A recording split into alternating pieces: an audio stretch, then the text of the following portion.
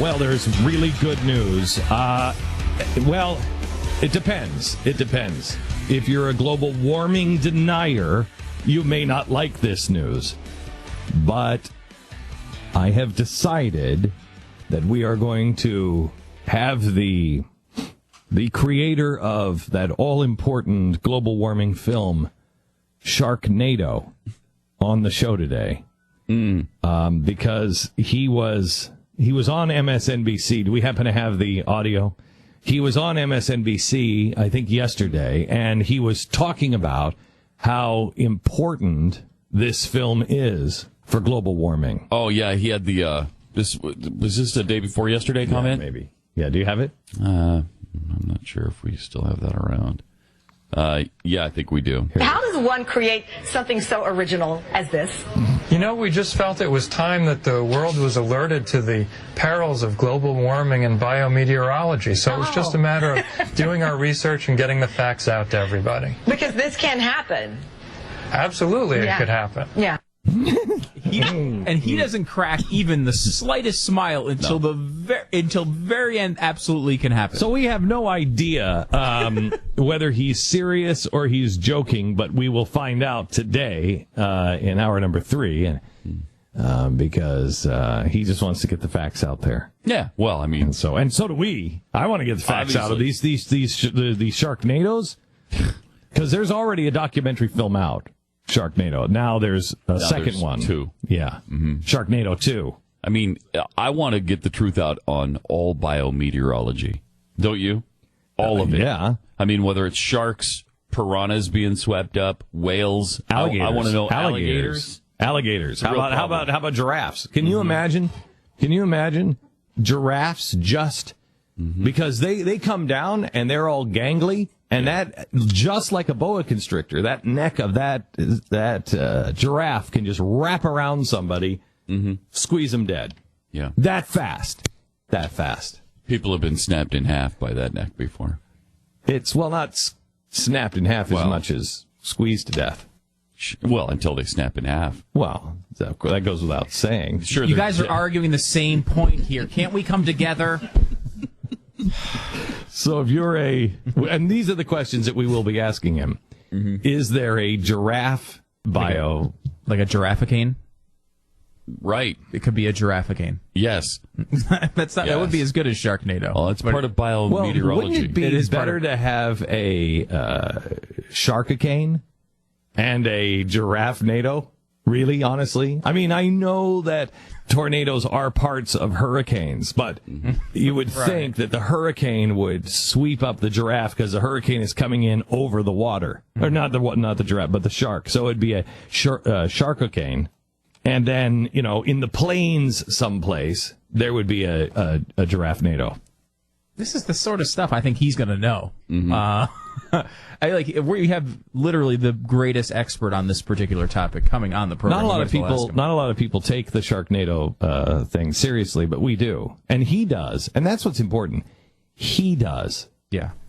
And when you see the documentary, you'll take it seriously. After you see what happens with these things, thousands of people died. Yeah, so I don't it's know. not funny. If you want to mock it, it's not funny. How'd you like a shark smashing into your house and eating you before he died from not being in the water anymore? And frankly, by the way, how many bullets are we going to dodge? How many bullets are we going to dodge? We already had a polar vortex. How are there not polar bears all over the place down here? Right. Next time that's happening. Well, that is what's so scary about that is because of the vortex, the way the polar vortex works. It sucks these polar bears right off the ice ledge. It sucks them up, but they go up so high in the atmosphere that they actually flash freeze. So you're not having to worry about being mauled to death by a polar bear. It is giant polar bear-sized hail, basically, is what happens. Just falling out of the sky. So it's polar bear hail. But if I'm not mistaken, the issue there too is the polar bear hail comes down, kills a lot of people. And people are, oh my gosh, and the first responders come in, and everyone's trying to fix. And at that point is when they thaw, and they wake up, and then they start mauling. You are, listen to him. First of all, when they fall, they shatter. They've been flash frozen, so they shatter. And I will say that's and there's no consensus on that. Oh, really? Okay, polar bear shattering denier. Got it. There is no scientific consensus on the shattering of polar bears. But you'll notice here, what he's trying to distract, what he's talking about here is he was more concerned about the first responders and the people that were killed than the frickin' polar bears. Yeah, I noticed that too, Glenn. Thank you. I noticed that too. It's astounding. You're a bad person, Stu. Well, you're a bad person. Wow, that hurts quite a bit. So cut right to the end there. Plus, the polar bears can only kill 25,000 people because there's only 25,000 of them. Are you sure? Because there was only 5,000 30 years ago. So since they're endangered, there's got to be less than 5,000. They're so endangered, there's only 5 times as many now. Oh, okay. Mm-hmm.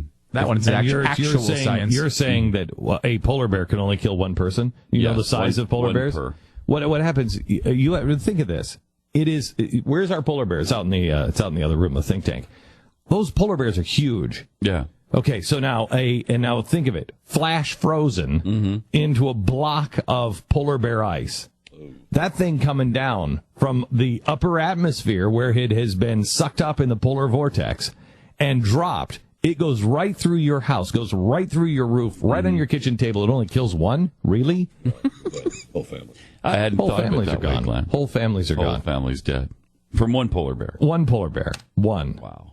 So 25,000? So you multiply that by 4, maybe? 5?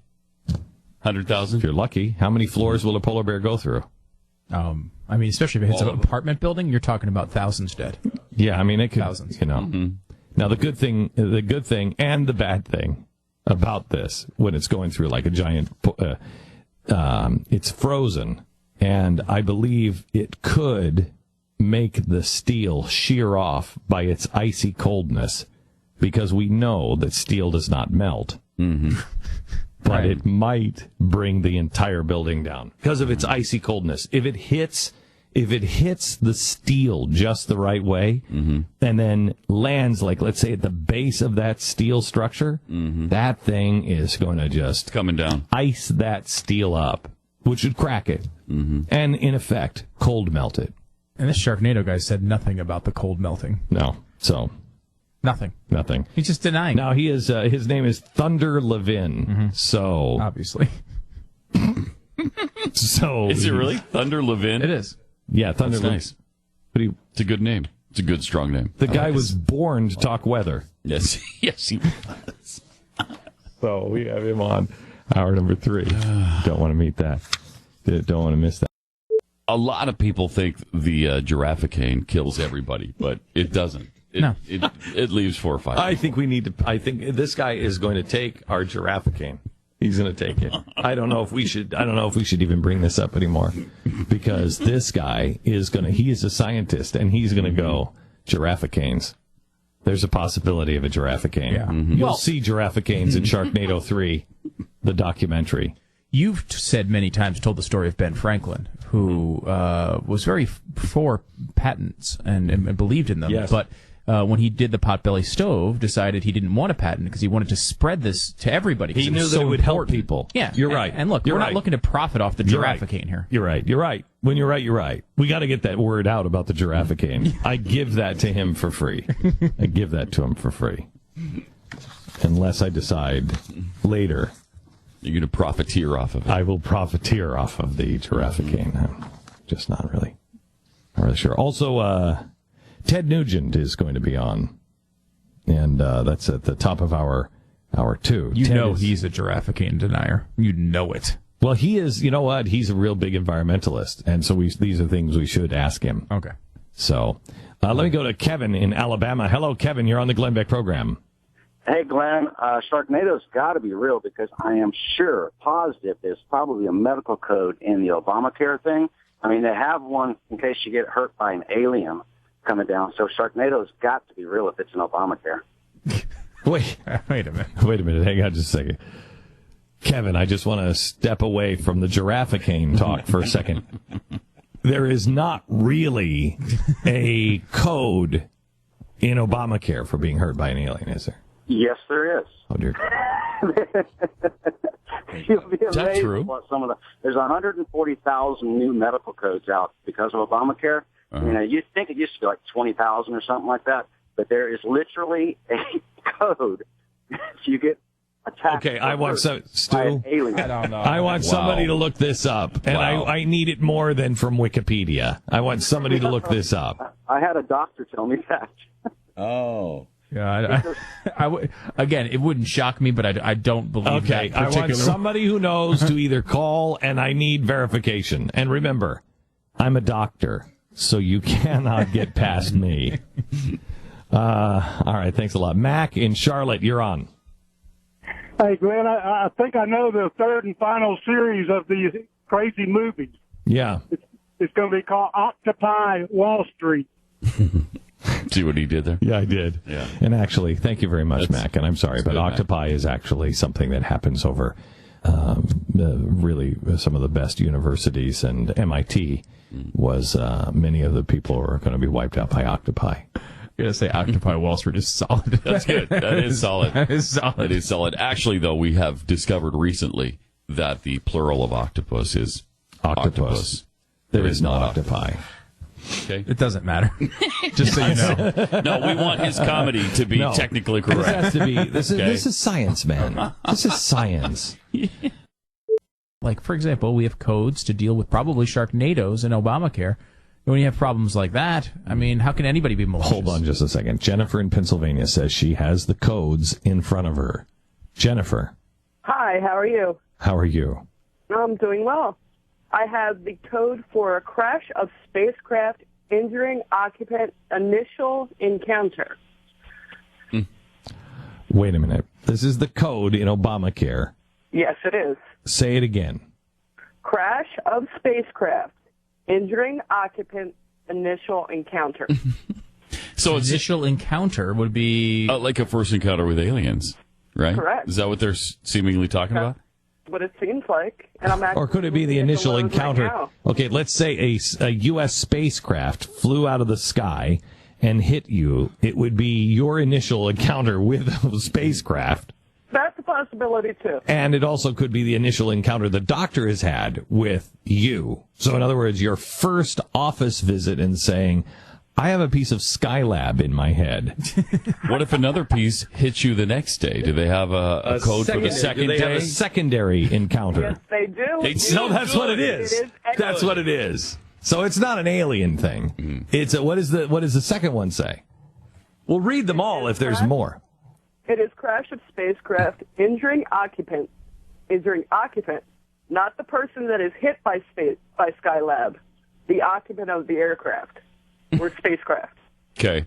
So, Well, so you could be talking... Okay, hang on if just you a work second. at NASA, you may have in your life multiple... If you work at NASA, you go to the VA. Well, yeah, but obviously... So why would we need think how specific this is. You have to be an astronaut to be able to get... I don't think they do go to the VA. They're Hold not on. veterans just because they work at NASA. Yes, they are. They're all Navy pilots and... Yeah, but I mean, not everybody who works at Right. Yeah, but NASA you're on is the spacecraft. Yeah. Well, but you So could you're- be working... You could be Okay, so- maintenance of all the right. spacecraft, and it falls off and hits you in the Teachers head. have gone up. No, and- it's occupant. Occupant. Well, you could be inside and something falls off inside and hits you on the head. I mean, But you're in space. all of these, Again, by the way, are more remote possibilities than actual aliens coming. I know. I mean, this is crazy. This is crazy. But you talk about specific. Listen to this. This is Wall Street Journal. There used to be one code for suturing an artery. There are now 195 codes designated every single artery, among other variables. A single code for a badly healed fracture could now translate to 2,595 different codes. Can you imagine if these people had written the U.S. Constitution? It would be 4 million pages long. Yeah. It would be. They would try to spell out every single right you do and don't have. And what is the problem with that? You can't spell out every single right. If we can get down to occupant first encounter with a spacecraft, I think these are the people that could do it. I mean, wow. I would like to know anybody who could walk into a doctor's office now. I mean, if they have that, and if they say, I don't have a code for that, and I want you to go back to your big code book and notice that you have the occupant of a spacecraft code. Is Jennifer still with us? Yes, I am. So I'm getting a message, too, that you had a code about lamps. Yes, I have a code about the initial walking into a lamppost. The initial. So this is the initial encounter with a lamppost. That is correct. And the subsequent encounter with a lamppost. Okay, good. Because Jeff, I've seen Jeffy walking at 6 or 7. Could you read that number and the description? Okay. It is walking into lamppost initial encounter. The code is W22.02XA. Walking into lamppost subsequent encounter is W22.02XD. That is the craziest thing I've ever heard. So good. Great to know. Yeah. You're covered, Jeffy. So just walking into a lamppost can't cover every subsequent encounter with the lamppost. Is that amazing? Yeah. And like walking into but you know what this hard is? object you know what this is? Shouldn't that pretty much cover it? No, this is they are it's again this is micro data. Yeah. This is micromanaging people. Yeah, no. But this is the data mining, because then they'll have all of the details on. It's not just walking into an object. They're thinking. This is their thinking. We need to know how many people walk into a lamppost because we can design the cities better, so we don't have lampposts that are positioned there. So we can see where there are people. What towns are people starting to walk into the lampposts? That's their thinking. Let's don't take away incompetence and take away, some sort of crazy bureaucratic. What this is they're looking for information. Well, it's data gathering, right? Yeah, it's data gathering. So all they're trying to do is, okay, where are spacecrafts hitting people?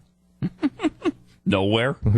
Well, so far, yes. But where are spacecrafts hitting? Where are people walking into the lamppost? How many people do it per year? How many people do it, and where? How much does it cost us? Think of all the dumb studies they will be able to do with this information. How many programs they will be able to justify with all of these programs, with all this information. They will be able to come up with data on everything to make you spend money. Every city will be like, well, if we move our lamppost 9 feet to the right. You will have, when they have enough data on the lamppost, they will then say you have to have warning signs on the lampposts. Yeah. Or you have to remove those lampposts and replace them with these kinds of. That's all this is. This is all about bureaucracy.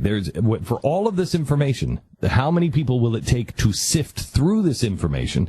How many special interest groups, how many special businesses will take this government information and then say, I'm in the lamppost business, and I'm reading all this stuff, and I'm like, I can make a case that the government needs to mandate a new lamppost thing that will actually help our company. Let's get that done. I mean, it's crazy, because that's what'll happen. That's what'll happen. This isn't just putting numbers out for no reason. They are data gathering on us.